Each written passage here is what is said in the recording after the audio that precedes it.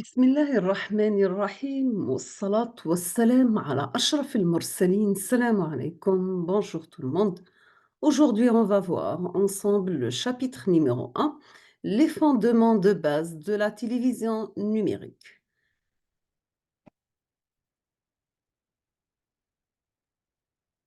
On va commencer par l'historique. Donc, vous voyez bien sur cette figure. En 19 en 1890, Ferdinand Braun invente le tube à rayon cathodique ou bien ce qu'on appelle le CRT. Donc en anglais, c'est Cathode Ray Tube.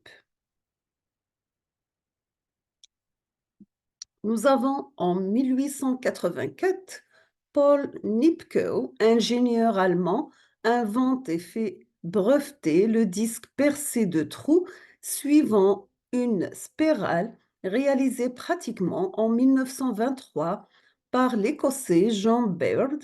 Cet analyseur ne sera périmé qu'en 1937.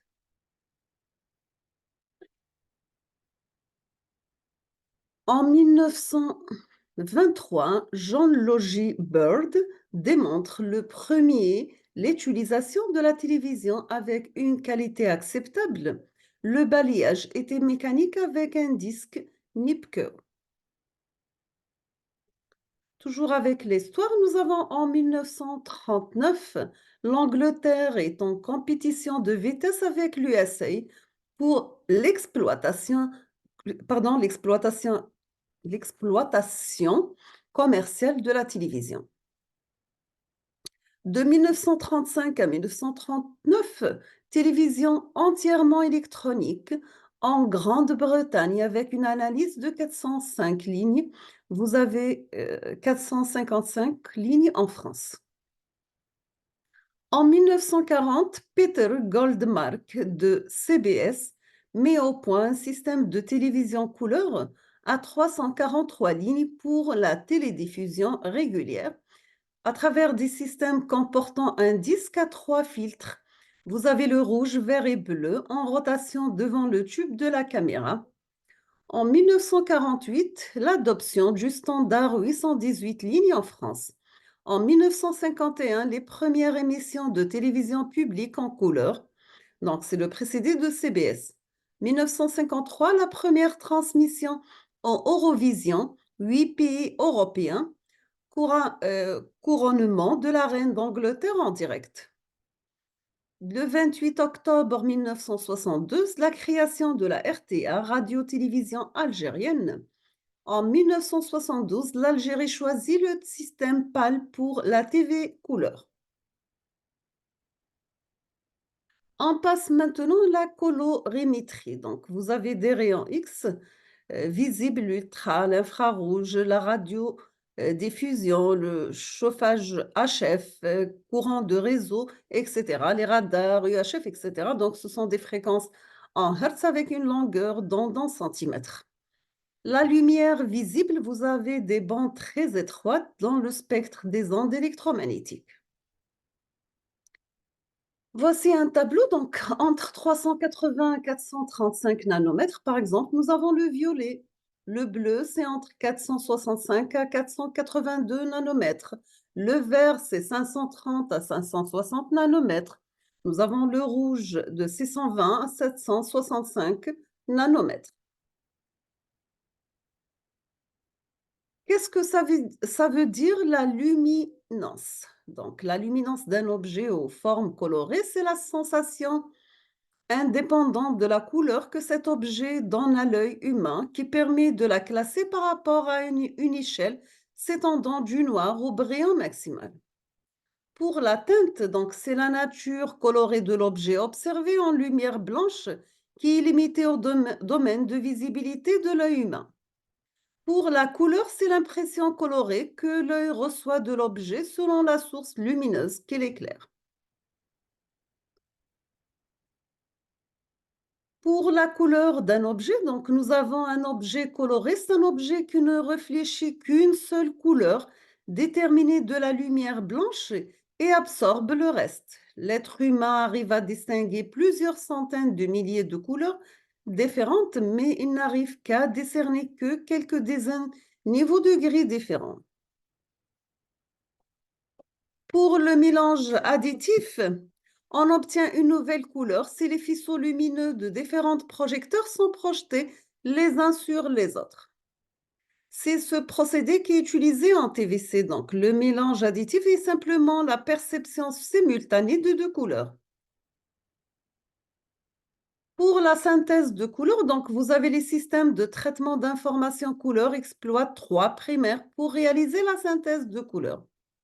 On voit bien sûr la figure suivante, deux approches suivant le type de synthèse employée, soit synthèse additive ou bien synthèse soustractive, toujours entre le bleu, rouge et vert ou bien entre jaune, magenta et l'océan. Nous avons que la télévision et la photographie et l'informatique exploitent la synthèse additive, donc la peinture et l'impression exploitent la synthèse soustractive.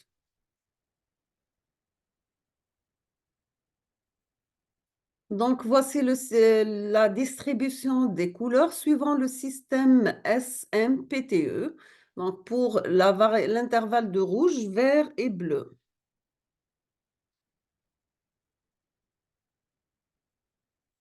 On va prendre comme modèle l'œil, ce qu'on appelle un photorécepteur. Donc, les photorécepteurs de la rétine, vous avez les cônes, on aura une vision photopique diurne ou bien couleur de 6 à 7 millions à travers une zone fovéale, le bâtonnet, donc fusion scotopique nocturne, faible intensité, achromatique, nous avons 120 millions, et zone extrafovéale. Donc, il s'agit de trois types de cônes. Nous avons le rouge, vert et bleu. On passe maintenant au signal vidéo composite. De quoi est constitué le signal TV? Nous avons le signal vidéo composite, des images noir et blanc au niveau de gris, donc la luminance ou bien le Y, couleur, la teinte et saturation, le chrominance, ou bien ce qu'on appelle le CR et CB, le son et information audio. Troisièmement, on va voir les données, télétexte et autres données. Quatrièmement, la synchronisation horizontale et verticale. Voici le cas d'un signal vidéo au niveau de gris ou bien en Y. Donc, vous avez signal vidéo qui passe à travers un circuit de séparation. On aura un signal de luminance et la sortie du signal de séparation passe à travers un oscillateur ligne, oscillateur tram pour des signaux de synchronisation. Et on aura des périodes de 47, 46, 64 microsecondes. Maintenant, cas d'un signal vidéo au niveau de gris, donc le balayage entre lacets, l'image est divisée en deux trames. Chaque trame pair et impair est composé de 312,5 lignes. Ceci permet d'enlever l'effet de ce scintillement sans augmenter la bande passante du signal vidéo. Voici le cas d'un signal vidéo au niveau de gris.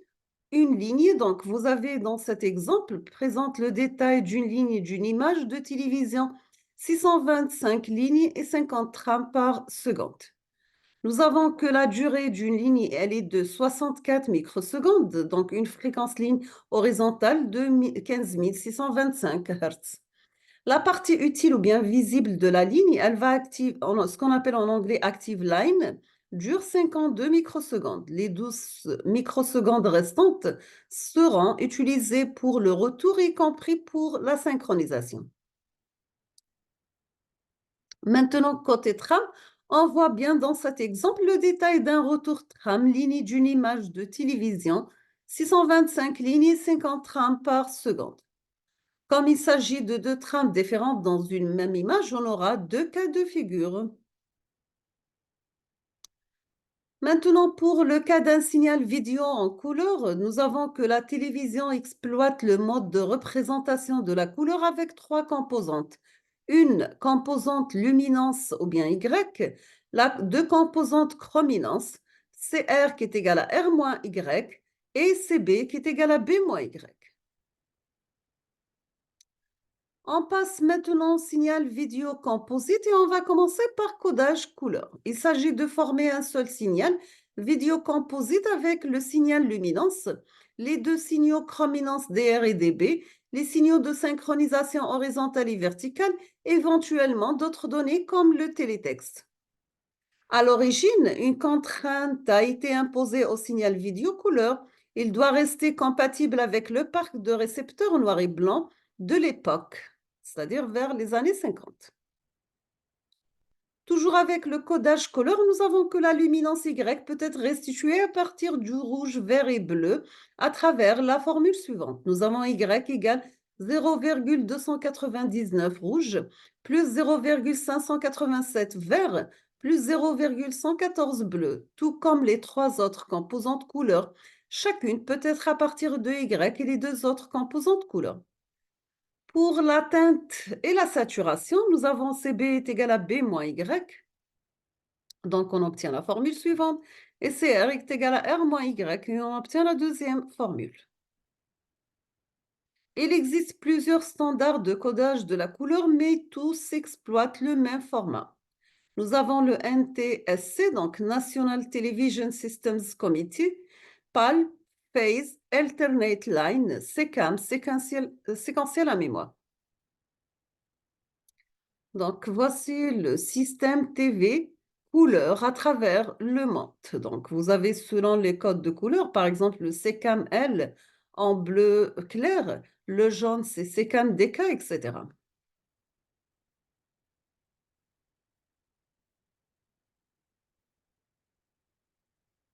Nous avons que le signal de chrominance est superposé au signal de luminance, ce qu'on appelle à travers un multiplexage fréquentiel.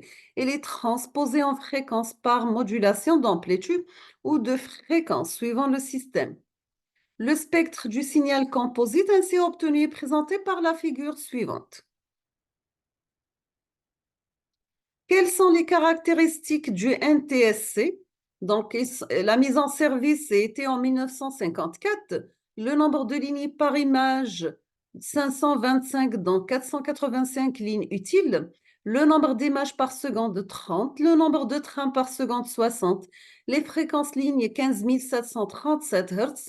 La fréquence de la sous-porteuse chrominance, 3 65 955 mégas. Les types de modulation chrominance AM sont porteuses en quadrature. Voici un codeur NTSC et un décodeur NTSC. Donc, vous avez un modulateur AM DSP, deux modulateurs AM DSP, un pour R moins Y et l'autre pour B moins Y, multiplié par cosinus oméga 0T, le deuxième par cosinus oméga T plus pi sur 2. Ça passe à travers un additionneur pour récupérer le signal CT. Donc ici, on aura l'opération inverse. Donc CT passe à travers des multiplieurs par cosinus de oméga 0T et oméga 0T plus pi sur 2. On fait un filtrage passe-bas pour les deux pour arriver à R moins Y et B moins Y. Voici l'allure d'une ligne et d'un signal vidéo composite en NTSC. Donc, vous avez deux sous-porteuses à 3,58 mégas modulées par R-Y et B-Y. Nous avons aussi 8 périodes de sous-porteuses à 3,58 MHz non modulées. On passe maintenant au codage couleur, le PAL. Quelles sont les caractéristiques du PAL? La mise en service était en 1967.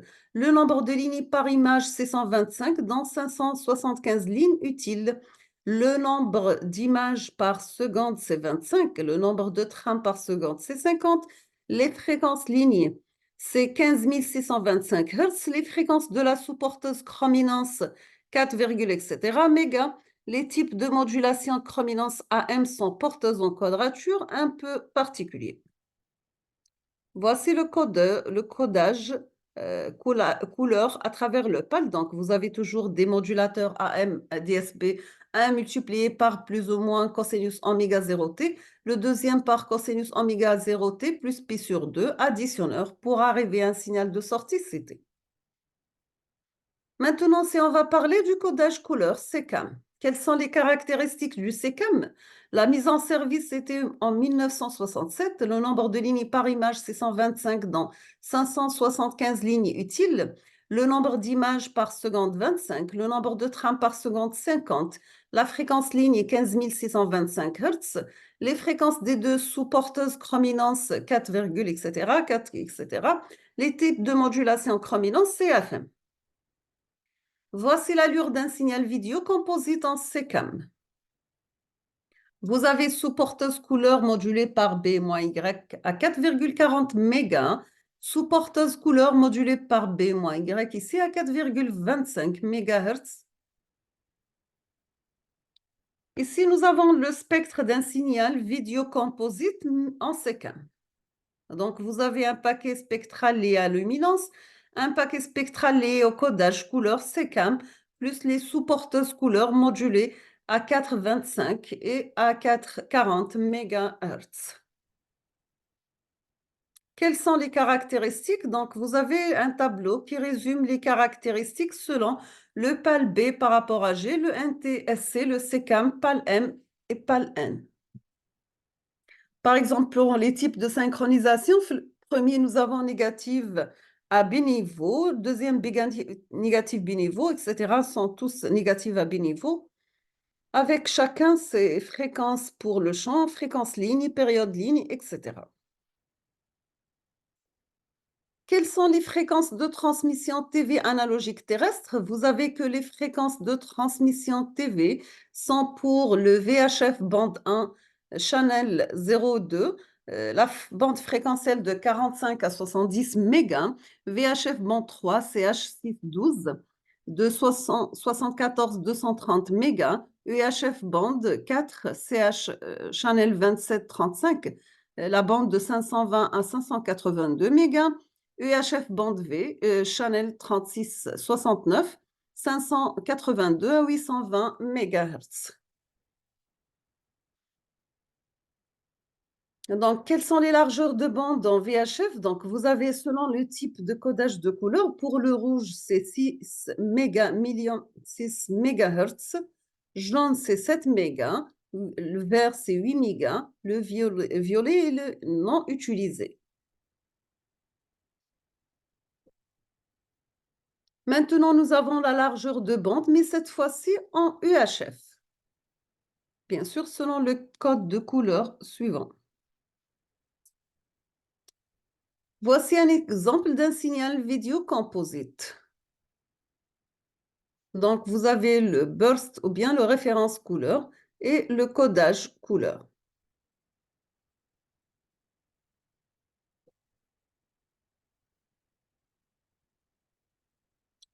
Ici, nous avons un exemple d'un signal vidéo composite par une modulation vidéo et audio selon le son et en FM superposé à la vidéo en AM. C'est-à-dire modulation fréquentielle ou bien en amplitude. Ici, nous avons toujours avec l'exemple un spectre PAL B. Donc, vous avez la bande latérale inférieure atténuée, la porteuse vidéo, le chroma, la porteuse son, etc. selon les valeurs.